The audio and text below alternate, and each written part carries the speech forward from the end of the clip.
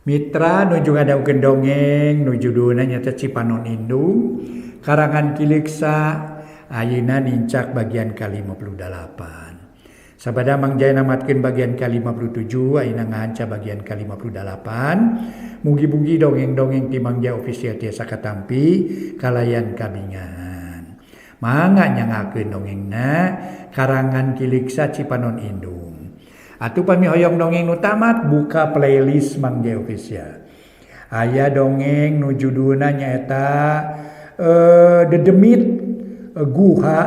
Dedemit Gunung Warangas Sarawitra. Aduh mangga.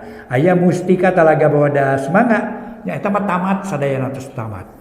Dedemit Gunung Warangas sareng Mustika Talaga Bodas dongeng tamat di Mang Jaya official. Atuh para mitra sadaya ayeuna mah Cipanon Indung karangan Kileksa teh nincak bagian ke-58 mangga nyangakeun wilujeng ngadangukeun.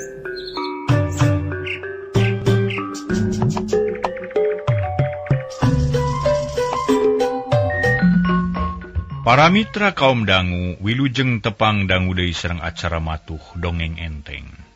Mang Jaya sapara kanca bade neraskeun hanca dongeng nu katunda carios nyambung judulna nyaeta Cipanon Indung karya Kileksa ayeuna nincak bagian ke-58. Cag urang tuna heula kaayan Eni jeung adi-adina ayeuna urang caturkeun deui kaayan Juragan Sugana sareng Mimin. Sanggeus meunang putusan ngeunaan pindah Sugana langsung neangan imah beulieun di Jakarta. Ku bantuan babaturanana nu aya di Jakarta dina waktu saminggu geus hasil meunang imah nu cocok jeung kahayang Mimin. Heuleut saminggu ti harita Mimin jeung Sugana geus merenah di imah. Di imahna moal incah balilahan sarta moal ngarasa hariwang. Sabab geus jauh ti musuh-musuhna geus anggang ti darta nu ngancam ka Mimin. Ari Sugana manehna muter uteuk pikeun neangan usaha sejen sangkan duit hasil ngajual perusahaan teh ulah beak teu pugu. Sabab mun kurang-kurang apik mah bisa ancur. Beak ku dikurihit ku Mimin, dipake meuliean anu teu pararuguh, sedengkeun harita ge geus teu bisa dicegah. Meuli imah kapaksa kudu lengkep jeung parabotna, nu sing sarwa endah. Sabab kahayang Mimin teu beunang dipungpang. Dina hiji mangsa Sugana kakara balik tas nepungan babaturanana nu geus minang tepung ti bareto. Ari Mimin kasampah keur ngadeluk we beberes di imah. Ngatur-ngatur parabot sangkan pantes nempatkeunana. Min, ka dieu sakedap Min, akang aya picaritaeun ye. Ceuk Sugana gek diuk dina kursi, tas dituna luhureun meja, Mimin gancang nyampeurkeun sarta pokna teh. Aya pikeun sae naon, Kang? Kumaha perkawis ngadegkeun PT teh? Tos rengse atanapi teu acan? Kieu Min. Tadi akang geus padami jeung Pabunar nu calikna di Jalan Kuitang. Anjeunna nyanggupan ngabantu ka urang pikeun ngurus surat-surat izin ngadegkeun PT. Ngan akang aya kasulitan saeutik nyaeta perkara tempat atawa kantor. Sabab salahisi syarat tina ngadegna PT kudu aya kantor nu jelas, sarta milik pribadi atawa kontrak. Tah ieu nu jadi pikiran teh. Cek Sugana ngamimitian nyarita. Oh, kitu lajeng kumaha maksad akang teh atuh nah tiasa dibantu ku abdi anu teu aya katiasa. Mangga nyangakeun ka akang. Kieu Min. Akang memang butuh bantuan ku Mimin. Hartina mah ku bantuan Mimin. Tapi moal mere merdih tanaga atau pikiran, eta mah teu perlu. Nu diperlukeun ku akang nya tambahan modal. Sangkan usaha urang bisa lancar, akang butuh duit keur namahan meuli tanah di Jalan Raden Saleh. Maksudna rek ngawangun kantor di dinya. Sangkan urang boga perusahaan nu tetep. Hartina mah perkara tempat ulah nepikeun ka ngontrak, sabab ngontrak teh berat jadi bahan pamikiran unggal taun. Nah, nu tiasa disangakeun ku abdi teh akang. Apan abdi mah teu gaduh naon-naon sagala rupi ge gumantung ka akang. Tema Mimin Daria, bener. Pati jeung huripna Mimin aya dina dampaleungeun akang. Sabab Mimin bojo akang. Aya dina tanggung jawab akang. Tapi dina hal ieu akang perlu meunang kasaluyuan ti Mimin. Sabab akang butuh duit nu aya di Mimin mangrupa perhiasan. Cek Sugana tegas bari nunjuk. Kana beuheung Mimin katempo inten dina liontin guguri lapan. Oh iya janten ku akang bade diicalnya. Nah cekap gitu Kang. Mimin rada reuwas. Hatena temikeun asa lebar ku eta barang. Nya, bari diical ku akang kanggo namihan modal. Memang upama eta wungkul memual cekap, tapi apa dia mah keur namahan. Mimin ngahulang. Ngarasa lebar mun kudu ngajualan perhiasan unu menang hayang. Mangkaning can aya sataun dipake ku manehna. Tibareto geus kaimpi-impikeun hayang boga perhiasan nu aralus jeung mahal hargana. Ayeuna geus laksana tapi rek dijual deui ku salakina. Kumaha min? Satuju atawa henteu? Ulah cangcaya, upama usaha akang geus maju, moal burung kagantian KBG. Malah leuwih ti kitu ge bisa. Pasti eta teh, ceuk Suganda bari neuteu. Manehna ngarti yen pamajikanna teh teu satuju kana kahayangna. Atum barang ngadenge kitu mah Mimin marah mai deui. Panon mencrong ka Suganda. Bari imut pok nyarita. Abdi mah satuju Kang, manganya ngakeun sanaos sadayana oge. Nanging kade ulah jalirnya upami akang tos aya jalannya. Enggal gentosan anu kudu langkung ti kieu nya Kang nya. Kitu pok-pokana teh bari terus muka kongkrongna. Sok dibikeun ka Suganda gap di tampanan bari ngajawab. Sing percaya Min, akang baris nyumponan janji. Perhiasan Mimin baris diganti kudu langkung ti Ageng. Malah mah ditambih deui ku perhiasan sanes, mugi-mugi henteu kantos sataun. Sataun malam itu ing atuh Kang piraku abdi kedah bolos strong kieu. Na teu isin kagungan istri nu gunu teu gaduh naon-naon Kang. Mimin baeud honcewang bisi teu kagantian gancang-gancang. Nu kudu isin mah akang atuh sabab akang nu tanggung jawabna. Bisi Mimin ngarasa longkewang mah nya ngalongkewang meser we imitasi heula. Engke urang gentos kumaha sakumaha nu dipikapalai ku Mimin. Alim imitasi mah kajian henteu we abdi mah Kang. Nya sawios atuh. Ulah we sakantenanya da moal ka mana-mana lah. Doakeun we akang ieu supaya lancar dina ngajalankeun usaha. Ceuk Suganda bari ngasupkeun kongkorong kana tas. Isukan rek dijual ka toko duitna keur namahan modal bisi teu cukup. Bade usaha kana naon Kang? Na bade sapertos kapungkur? Bener Min, akang rek ngadegkeun di PT. Nu gerakna dina widang pangwangunan. Jadi pemorong nu tangtu bakal loba hasil.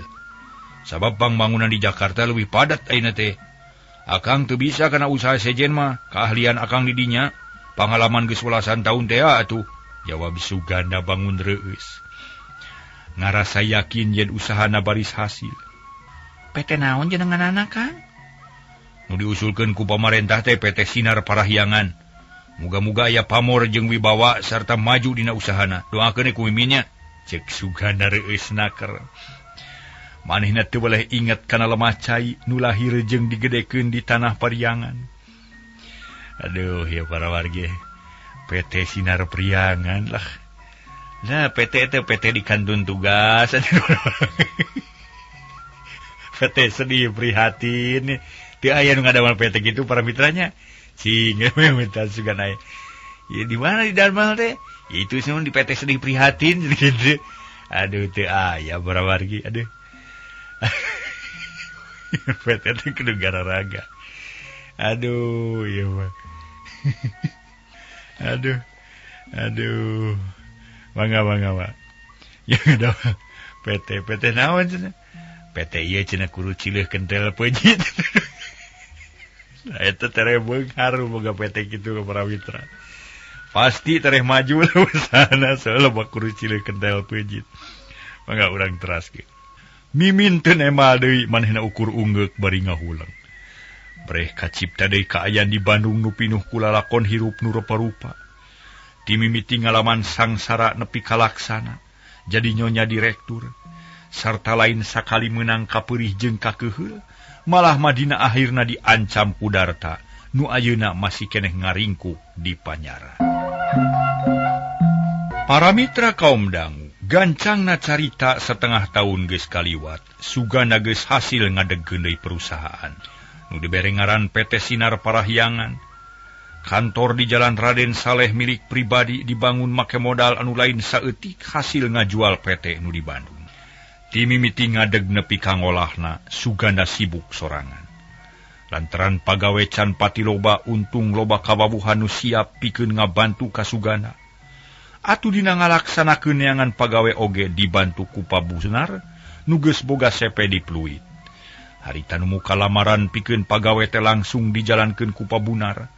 Sanggeus hasil menang pagawe nu cukup kabeh dioper ka perusahaan Suganda.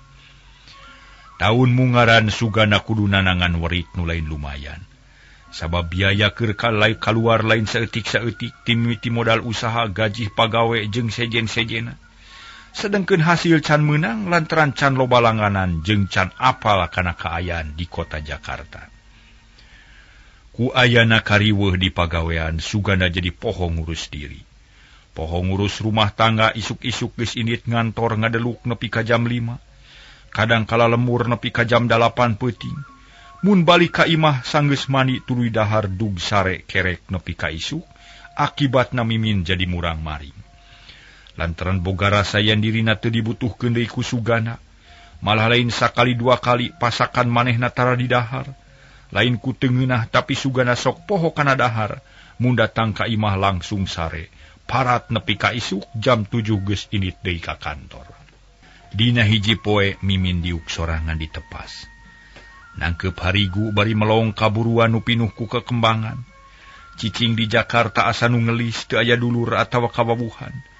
Lantaran ku Suganda teu meunang ka mana-mana kudu tunggu imah beurang peuting, mimin asa dikerem ku salaki. Heran, nakunaon ari Kang Suganda beuki dieu kalah kabeuki pohokeun ka aing teh. Beuki mau pohokeun pisan balik sore tuluy sare. Indit isuk tuluy ngampleng nepi ka burit. Naon wae pagawean di kantornya piraku ari geus poho ka pamajikan onaman mah. Da geuning butuh keneh ari isuk mah. Sok nitan heur cai jeung ninyuci kopi susu. Nitah ngagoreng sangu jeung milihan pakaian. Tapi naha ka aing teu malire. Aing teh pamajikanana atawa babuna. Heran teu ngarti ku pola Kang Suganda. Ceuk mimin bari ngusap beung. Panon melong kalalang ka langit nu lenglang taya aling-aling. Kaaya nu hegara jiga kitu bet mere ilham ka mimin. Nimulkeun datangna hiji lamunan anu puluk jeung pikabungaheun. Mimin aya kahayang jeung cita-cita nu endah tapi hese ngedalkeunana. Nu kacipta ku mimin teh sorangan teu ngartieun. Hayang naon manehna? Nu penting mah hayang bebas, hayang bagja, hayang merdeka sakumaha nu dicita-citakeun bareto. Nyeh mimin seri sorangan tuluy ungeuk-ungeukan. Tapi kaburu sadar yen manehna teh ayeuna teh aya di Jakarta. Sedengkeun manehna can apal kana kaayaan kota, can nyaho eusina kota Jakarta nu sanyana. Hanya kal aing jadi kieu ye. Geus ampir sataun cicing di Jakarta can nyaho ka pasar-pasar acan. Na di mana ayananya? Komo nu ngaran Monas mah atawa Binaria? Di mana tetenya hayang teuing ai mah ulin uder-ideran ka kota. Meureun bagja loba pangalaman. Hanya kal boga salaki jadi kitu, resep keneh di kantor batan ulin udar-ider. Ceuk mimin ngomong sorangan. Manehna ngarasa teu sugema ku sikap salakina nu jadi api lain ka pamajikan. Mimin teu ngarti yen salakina teh jalema sibuk nu keur ngudag cita-cita. Hayang ngamajukeun usaha dina widang ngaborong wangunan. Perusahaan nu karek ngadeg merlukeun binaan nu nya-nya, sangkan teu layu samemeh mangkak. Suganda pengusaha nu kahot jeung loba pangalaman tangtu we moal cicingeun sabab teu hayang nempo usahana bangkrut. Poe teu karasa nyerelekna. Harita teh geus wanci asar mimin can obah tina diukna. Can digawe naon-naon sabab asa teu aya hartina.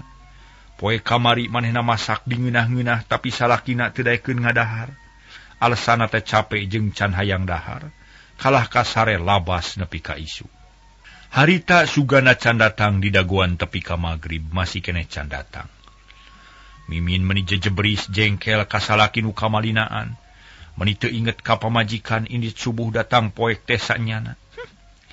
Lalaki naon kitu patutnya? Tangtu ieu aya sababna. Moal salah Kang Suganda boga nu anyar, sabab kitu adatna.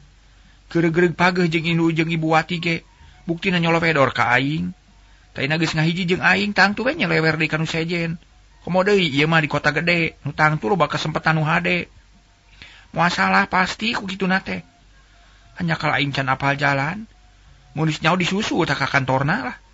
Hayang nyaho. Ceuk mimin bari jung nangtung koloyong ka tengah imah.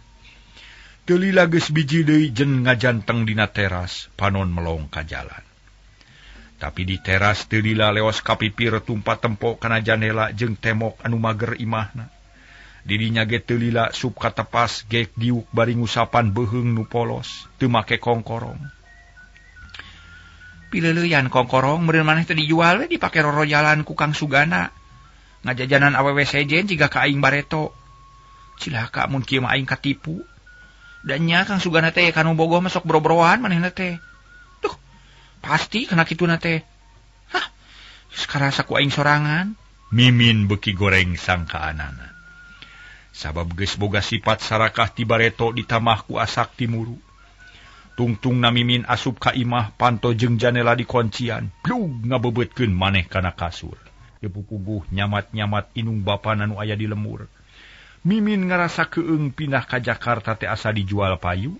Cukleuk leuweung cukleuk lamping jauh ka Sintung Kalapa. Aya ge salaki ngantep henteu malire.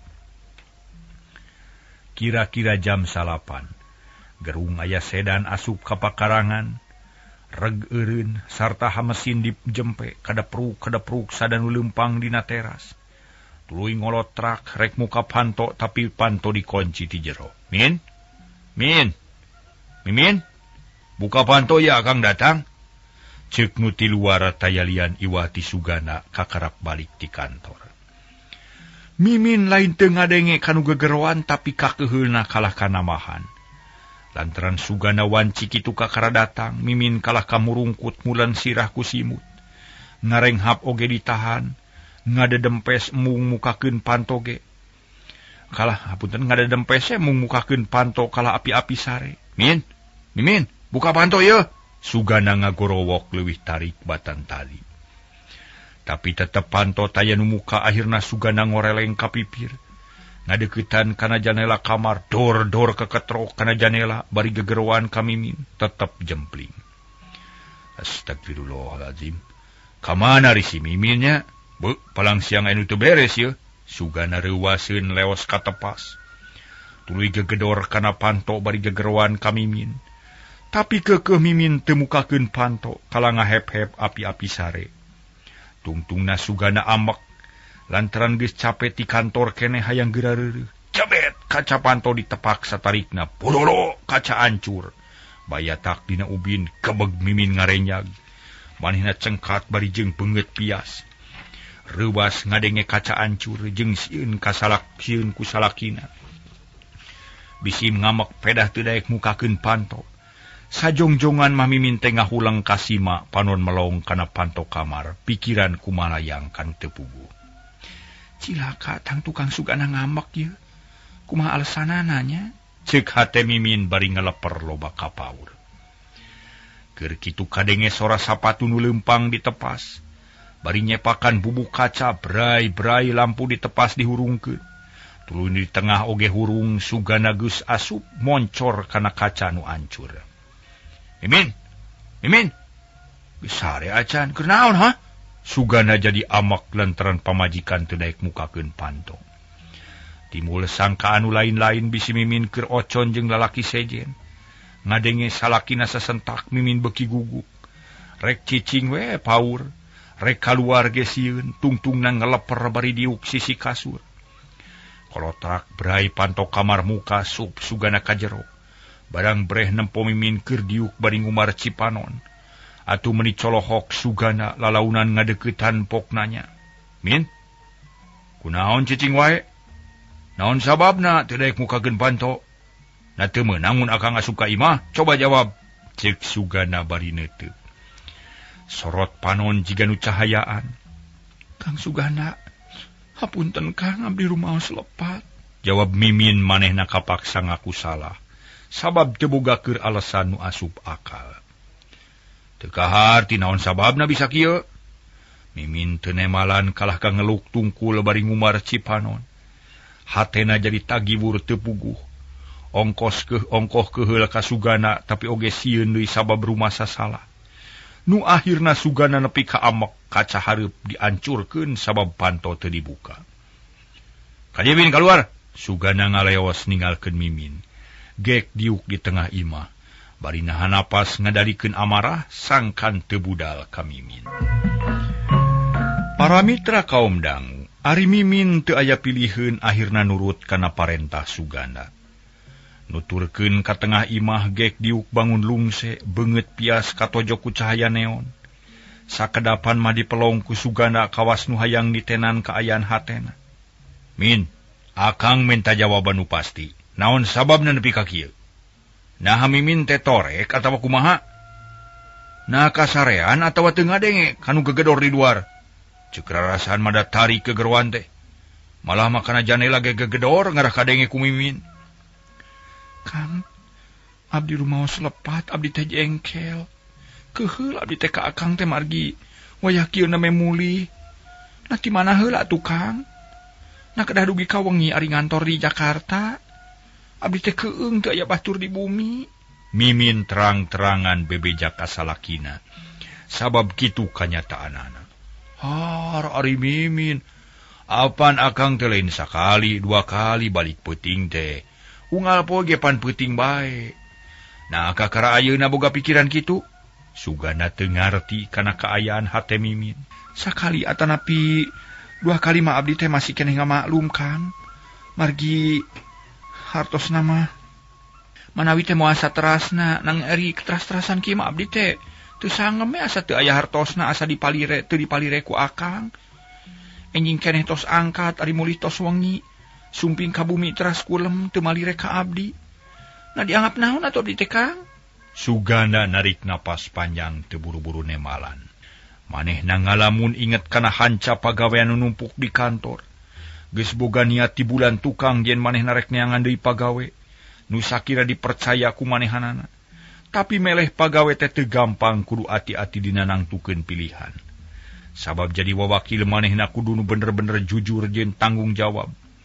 Lamun Sugana geus boga wakil atawa pagawe nu bisa dianelkeun mah digawe teh moal berat teuing.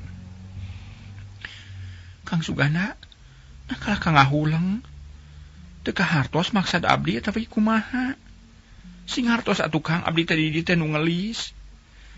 Teu gaduh dulur teu aya baraya, tetangga ge seueur nu hare-hare we. Di bumingan sorangan cuang cieung kawas di Panyara. Piraku akang teu ngartos Kang? Mimin mencerong ka salakina, hatena deg-degan pikiran kaweur. Min, akang ngarti kana sakabeh caritaan Mimin. Tapi Mimin ge kudu ngarti apan akang teh keur ngahangkeutkeun sangkan usaha teh aya dina kamajuan. Hirup di kota gede-gede jiga Jakarta ieu kudu gesit jeung rancingeus. Ulah tinggalkeun ku batur. Mun boga sifat alon-alon asa kalakon, kurang keuna ari keur usaha kieu mah. Sabab akang teh kudu mampu bersaing jeung pengusaha-pengusaha sejen nu leuwih maju. Jadi kapaksa akang teh berhana teh mereta meres tanaga jeung pikiran pikeun ngahonta cita-cita. Lamun akang teu boga usaha nu tetep, rek di mana dahar jeung make. Sedengkeun di Jakarta mah kerja keras teh modal utama. Komo deui akang sasat keur ngabaladah keneh. Can boga patokan nu pasti. Mun gagabah bisa bangkrut. Aduh, cing hayang inung ulah yeuh. Kes kadap tukang abdi bade ka dapur heula. Tiloba catur Mimin harita tuluy ka dapur nyokot cai. Harita Sugana siga nu eungap hayang nginum para wargi sadaya kaselek keur nyarita. Teu lila Mimin geus datang di mawa cai sor disuguhkeun ka Sugana. Mangga Kang ieu caina? So dia. Aduh. Aduh batuk akang geus teu kuat ieu. Numawi ge serabdi ge atuh Kang, ulah kamalinaan teuing ngadamel teh. Boy parantos kitu pan kumaha? Abdi ngaraos pusing, akang karaos min ke panyawat, langkung abot atapi aya panyawat enga di diri akang. Keun wae. Pokona akang mah hayang jadi jelema nu sukses, anu hasil segala cita-cita. Tah tadi ge kitu. Jadi tadi disebutkeun ku akangnya, lamun urang teu boga usaha nu tetep rek di mana dahar jeung make. Pan saya Jakarta teh atuh. Modal teh kerja keras, komo deui akang mah sasatkeun ngabaladah keneh. Can boga patokan nu pasti. Mun gagabah bisa bangkrut. Moal modal beak hasilna eueuh. Tah eta kahiji. Atuh kaduana akang teh can mampu ngangkat pagawe leuwih ti 10 jalma. Sabab can cukup keur ngagajihna. Kapaksa pagawean teh numpuk keur saheulaanan mah ditangkes ku akang. Ti jam 7 isuk-isuk nepi ka jam 11 akang aya di kantor. Saterusna aya di proyek nepi ka jam 4. Di jam 5 nepi ka jam 8 peuting di kantor deui neruskeun hanca nu ditunda tadi waktu beurang. Kitu jeung kitu unggah poe.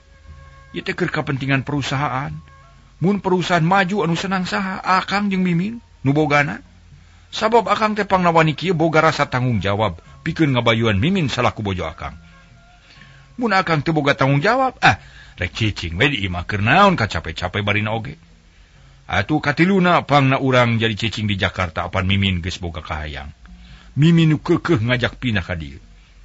Tah kulantaran kitu bayahna, keur saayeuneun mah sing sabar. Sing prihatin, da engke ge ari geus hasil mah moal keur saha atuh? Ceuk Sugana nerangkeun kalayan panjang lebar. Sangkan Mimin ngarti kana kasusah jeung karipuh nu jadi salaki. Atuh ari ngadenge kitu maleeh deui hate Mimin teu teras teuing jiga tadi. Red ka Sugana sorot panon bangun layu, rumah sasalah harti jeung teu boga sawangan anu jembar. Kang, abdi hapunten rumaos lepat. Kira ngartos kana kahirupan di kota ageng, Kang. Ceuk Mimin Cipanon merbei bijil. Teu naon akang ngamalum. Ngan keur kahareupna omat, ulah boga pikiran goreng. Sabab pangna kieu teh keur ngabelaan Mimin. Ta ayeuna akang rek nanya, naon sababna tadi teu daek muka panto? Akang kacida hariwangna bisi Mimin mingat atawa aya nu ngaroga hala? Sugana leuleuy deui nyaritana ngamaklum kana kalakuan Mimin. Kang teu aya naon-naon teh nu janten sababna. Iwati rasa jengkel we nu ngawasa ka diri abdi. Margi ti wanci asar ngantosan dugi ka magrib, akang teu aya sumping. Malih dugi ka wanci isya teu mol-mol. Atuh abdi teh teu masak-masak acan margi teu aya gunana kamari oge ku akang pan teu dituang. Oh gitu. Jadi ayeuna teh nya aduh nganyuguhan cai we ka akang teh. Jeung hayang dahar akang teh sugana reuwas tapi teu wani ngambek lantaran geus ngarti kana sababna. Abdi ge lapar ayeuna mah Kang. Namung da mun aya cai wungkul, kajeuna atulah. Sok masak ayeuna akang rek meresan bubuk ka kaca di hareup, jeung deui rek ngahalangan nu bolongor bisa bangsat nu asup ke. Beres pagawean sangu asak urang dahar bareng. Tak kitu ayeuna mah wayahna peuting-peuting kudu masak, ulah dibiasakeun meuli. Bisi tutumaneun sabab ayeuna mah usaha keur ti iseun. Mangga Kang abdi mah sejak ngiringan. Geus kitu mah Mimin teh buru-buru ngaleos ka dapur rek masak. Hatena teteg deui ayeuna mah teu honcewang jiga tadi. Sedengkeun Sugana memeh mandi teh meresan heula bubuk kaca di wadahan kalayan api bisi mata kacuga. Heuleut sawatara waktu Mimin jeung Sugana geus pating celebak dahar bangun ponyo. Paroman katara marah mai cirining bunga. Kajadian tadi taya tapak-tapakna sabab geus kanyahoan nu jadi mata holangna. Para mitra kaum dangu nu sami-sami ngabandungeun ieu dongeng, mangga urang lajengkeun deui. Tuna heula kaayaan Suganda jeung Mimin ayeuna kocapkeun di hiji tempat, masih keneh di Jakarta. Di hiji restoran nu gede jeung kasohor harita teh aya 2 jalma keur badami darianaker. Bari nyang hareupan rupa-rupa inuman. Duanana katara lain jalma jore-jore kawasna mah pengusaha-pengusaha nu geus maju, nu geus loba pangalamanana. Hiji pangawakanana jangkung gede, beungeut bersih, tarangna lega, buukna galing jeung hideung meles. Ari nu hiji deui jangkung kuru tapi pakaian rapih jeung necis, kawas geus maranti, sok kitu sapopoena. Eta 2 jalma teh hiji dunungan jeung anak buahna. Wirja, tahun ieu proyek urang turun terus euy. Langganan matuh rag-rag ka pemorong sejen. Ayeuna saya rek nanya ka maneh Wirja, saha nu hasil meunangkeun tender di Cijantung? Nyaho henteu? Ceuk nu jangkung badag katelah padaeng. Nanya ka anak buahna, nu ngaran Wirja manehna keur badami ngeunaan usaha nu jadi turun. Saparantos di paluru nu langkung apik mah Pak. Akhirna mah kapenak kalayan jelas. Nu janten saingan urang teh hiji perusahaan pemorong enggal. Nu alamatna di Jalan Raden Saleh. Dupi nami perusahaanna PT Sinar Parahyangan. Ceuk Wirja teh. Manehna geus ngayakeun panalungtikan 2 bulan ka tukang. Saha direkturna? Bergerak dina widang naon wae. Rupi direkturna sugana Pak bergerak dina widang pangwangunan wungkul. Rupina PT neme ngadeg margi neme taun ieu gerakna teh. Wirja nerangkeun kalayan jelas. Sabab manehna geus nitenan kalayan taliti ngeunaan PT Sinar Parahyangan milik sugana teh. Teu bisa diantep euy. Manehna geus kumawani ngablokir kana kalancaran proyek-proyek urang. Lamun diantep perusahaan urang bakal bangkrut, sabab tender bakal beunang ku batur. Tahin maneh kudu bisa nalungtik nu leuwih jelas ngeunaan PT Sinar Parahyangan. Lakukan sesuatu untuk menyelamatkan perusahaan kita. Sok, kitu, gawekeun Sianto.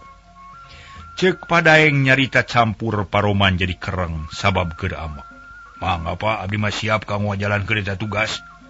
Disuhunkeun piduana we supados sadayana tiasa hasil kalian lancar. Prak jalankeun. Mun perlu biaya menta ka keuangan. Mangapa? Nu bada mirengse nepi ka palebah dinya saterusna ngarinung bangun tenang. Tekung silila Wirja kaluar ti restoran pangheulana sup kana sedan. Nu diparkir sisi katuhu dius init teuing ka mana. Heuleut saminggu ti harita ka imah mimin aya semah lalaki saurang. Dedeganana meujeuhna umur kira-kira 30 tahun. Kasep jeung sopan mata kresep pakaian rapih jeung rengkak paripolahna ati-ati. Cirining jalma apik nu asak perhitungan. Eta jalma memeh uluk salam rarat-reret heula ka kenca jeung ka katuhu. Ret kana kusen aya bel atuh gancang di deuketan tuluy dipencet ningnong bel disada. Tekung silila berai panto aya nu muka torojol mimin kaluar. Oh, geuning aya tamu. Bade kasahanya? Mimin nanya bari melong. Hatena jadi deg-degan nempo jajaka Kasep anu nangtung di buruan. Punten Bu. Bade ngaganggu bade tumaros manawi teu kaabotan Bu dupi bumina pasugana teh laras ieu kitu. Ceuk eta jajaka nyarita sopanaker. Basa Sundana bentes, mimin kerung sakedeung. Kataji kurengkak paripola si jajaka nu matak surser kana jajantung. Mimin rada heran lantaran di kota Jakarta aya semah nu bisa nyarita ku basa Sunda, bari jeung bentes. Teu jiga-jiga urang Jakarta asli. Mimin rada curiga sok sieun utusan ti Bandung, nu ngahajaneangan imah salakina, nu dipikasieun bisi kula wargana bupati. Dupi saderek di mana kawit? Mimin teu waka ngajawab kalah ka Malik nanya ka Semah. Lantaran loba kapaur, untung Semahna sabar. Abdi mah ti Karawang nanging tos lami di Jakarta, ngiring serang pun paman. Ayeuna dipiwarang ku anjeunna kedah ngadeuheusan ka pasugana direktur PT Sinar Parahyangan. Margi pun paman ge urang priangan asli, namung tos lami di Jakarta janten pemorong jalan atau nepi jembatan, atau nepi wangunan sanesna. Tak kitu manawi dipercanten gitu ge Bu. Ceuk eta Semah. Teu asa-asa nyaritakeun kaayaan dirina sangkan mimin sugemaeun hatena. Tapi mimin can ngarasa yakin pok deui nanya. Teu wani narima ka Semah bisi nu rek nipu atawa maluruh salakina. Puntennya abdi teh moal waka nampi ka tamu nanging bade tumaros heula. Dupi jenengan saderek saha bade aya peryogi naon ka pasugana. Nah urusan pribadi atawa napi urusan kantor. Wasta abi mah punyanto. Dipiwarang ngadugikeun penawaran borongan ka pasugana. Tangtos ieu teh urusan kantor. Jawab eta jajaka ngaku ngaran Yanto. Horeng utusan Padaeng nu harita geus mimiti digawe. Upami kitu mah mangga atuh kalebet heula. Ceuk mimin ayeuna mah geus leungit ka hariwangna. Hatur nuhun Bu. Yanto tuluy asup ka tepas gek diuk kalayan sopan. Mimin memeh nyang hareupan Semah teh asup heula ka kamar. Tapi lain nyokot susuguh imah kalah ka nyokot sisir. Tuluy ngeunteung bari dangdak dengdek naksir tangtungan awak sorangan nyeh seuri leutik. Ah, da bener keneh moal ngerakeun aing teh. Kantos satena ngarasa bener keneh cenah para mitra. Leuwih barat beunteur. Bari terus biji di kamar. Teuing kunaon hatena beu puguh rasa kawaskeun aku tenung. Ujug-ujug resep jeung kataji ku Yanto nu memang Kasep. Waktosna ka bujeng seep para mitra.